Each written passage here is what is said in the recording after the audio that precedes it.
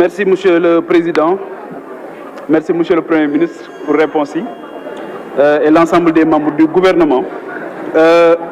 Monsieur le Premier ministre, le roi Hassan II dafa doon wax lu am solo dafa doon wax ne xawma développement li ma xam mooy nit ñi nañ lekk ba suur naan ba màndi et justement loolu mooy problème bi fondamentalement donc loolu je pense que war nañ ci def lu bari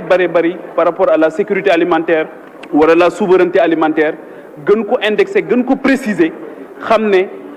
mënuñu jaar fenn ba développer lu dul nit ñi dinañ lekk ba suur naan ba màndi loolu mooy liggéey bi beneen bi mooy il faut rétablir la confiance je pense que c'est important te ñàkk confiance boobu rupture de confiance boobu dafay feeñ à tous les niveaux malheureusement moom mooy jur la défiance malheureusement souvent moom mooy jur insurrection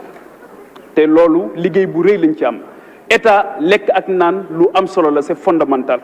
mais dafa am aussi une ambition immatérielle boo xamante ni da ngeen ko am te war ngeen ci liggéey bu baax a baax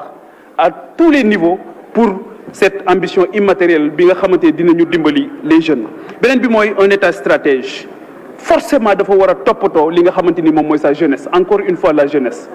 jeunesse cherche la queue du diable dans ce pays le chômage est alarmant xawma nan lañ ciy def su ma déggee ñuy lim ne état créé na tant d'emplois damay xam ne ba tey gisaguñ yoon wi créons des champions nationaux pas locaux ñoo xamante ni dinañ leen dooleel pour ñu mën a embaucher les jeunes sénégalais jox leen liggéey xaalis bi ñuy liggéey daal di fiy des lu ko mooy dinañ fi tudd ay emplois yu bari mais ci précarité lay mujjee ay emplois précaires boo jëlee le Prodac bi nga xamante ni ñoo ko doon wax au départ l'idée de base du projet mooy doon que les jeunes sénégalais devaient être entrepreneurs finalement ils sont devenus ouvriers ay ouvriers lañ ñu lay fay salaire boo xamante ni boo ko rapporté à tes charges dara la mënalul donc loolu bëgg naa ñu xoolaat la nature tey jii boo jëlee ay autoroute Ila Touba yëpp foo ci taxaw gare de péage boo taxaw ñu ne la doo ñu dimbali waxal ñu suñ soxla parce que salaire yi franchement respecté wul li nga xamante ni moom mooy la dignité humaine donc un secteur privé national fort leneen li mooy la recherche et l'innovation les universités monsieur le premier ministre xaw ma ndax yëg nga ko ou pas mais les PATS sont en grève depuis un bon moment mënuñu bëgg développement te joxuñu xam-xam dayo bi nga xamante ni moom la war a am fonk boroom xam-xam yi fonk xam-xam yi bañ di leen gis rek comme des gens qui tendent toujours la main sur des questions pécuniaires c'est pas exact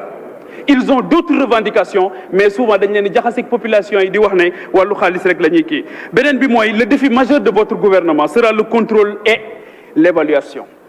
on met beaucoup d'argent le président de la République wax na fii ne nañ ko dimbali defal ko benn rapport sur les inondations ñoo ngi préparé waat beneen plan décennal sur les inondations bële amoon na problème mu évaluation bii soo moytul dina amaat problème mu évaluation mënuñu jël xaalisu sénégalais yi di ko dugal foo xamante ni à chaque fois le talon d'Achille dafay nekk le contrôle et l'évaluation beneen bi mooy la dette coow li bari na sur la dette waxoon naa ko fii bi ñuy recevoir le talentueux ministre des finances ma wax ne il faut ñu def les états généraux de la dette pour ñu am ci consensus parce que coow li bari na ci mais tant que d'accord ñu dans ce pays-là on est dans l'incapacité d'avoir de grands consensus sur les questions majeures te loolu war nañ ci liggéey te am nga ci responsabilité bu mag a mag a mag beneen bi mooy monsieur le premier ministre maa ngi lay ñaan nga bañ a accorder place bu mag a mag à la au FMI et à la Banque mondiale gisaguma réew bu ñu développé saa buñ la gërëmee rek sa peuple la ngi dee saa buñ la gërëmee rek yaa ngi rembourser la dette mais sa askan ñoo ngi bëgg a dee donc encore une fois il faut ñu jóg ci loolu leneen li mooy bëgguma ci woon wax mais malheureusement dinaa ci wax.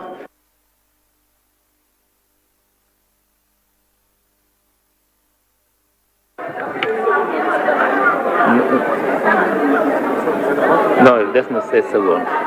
16 secondes. Si. J'ai raison. Il me reste 16 secondes. Alors, sur la question du mandat, monsieur le Premier ministre, c'est pas votre rôle, c'est pas votre mission. Liggéey lañ la sant, donner des résultats. Le mandat, c'est une affaire des politiciens. Leneen li ci gën a graaw mooy il faut dire au président de la République de ne pas faire moins que ses prédécesseurs. Merci, chers collègues. Chers collègues, c'est bon. Chers collègues, supprimez-le. Merci.